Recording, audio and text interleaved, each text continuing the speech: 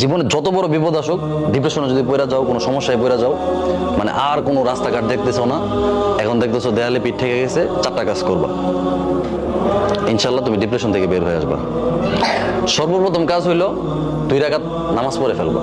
উজু করে 2 রাকাত নামাজ পড়ো। নামাজ পড়ে তুমি আল্লাহ তাআলার কাছে পরামর্শ চাইবে, আল্লাহ আমি তো এই সমস্যায় পড়ে গেছি, আমার তো হঠাৎ করে বাবা মারা গেছে, আমি তো এখন চোখে কিছু দেখতেছি না, আমি তো এই অন্যায়টা করে ফেলছি, আমি কি করব? আল্লাহ তাআলা তোমাকে পরামর্শ দিবে। এই কথাটা আমার এক আপা ওই দিন বলতেছে, আমি একটা সিদ্ধান্ত নিয়েছি, নেওয়ার পরে আমি টেনশনে পড়ে গেছি যে হায় হায় আমি এখন কি করব। তো আমার আপা আমাকে বলতেছে যে তুমি কাজ করো, 2 রাকাত নামাজ পড়ো, নামাজ পড়ে আল্লাহ তাআলার সাথে পরামর্শ করো। আমি চিন্তা করছি আল্লাহ তাআলার সাথে পরামর্শ করবো কিভাবে। 2 রাকাত নামাজ পড়ছি, নামাজ পড়ে আমি আল্লাহকে বলছি যে আল্লাহ আমি তো এমন একটা সিদ্ধান্ত নিছি, কি করব। তখন দেখি আমার মাথায় নানান চিন্তা আসতেছে, বুদ্ধি আসতেছে, পজিটিভ, বুঝছো? ডিপ্রেশনে পড়ে গেলে প্রথম চেষ্টা করবা 2 রাকাত নামাজ পড়া। দ্বিতীয় যে কাজটা করবা, একা থাকবা।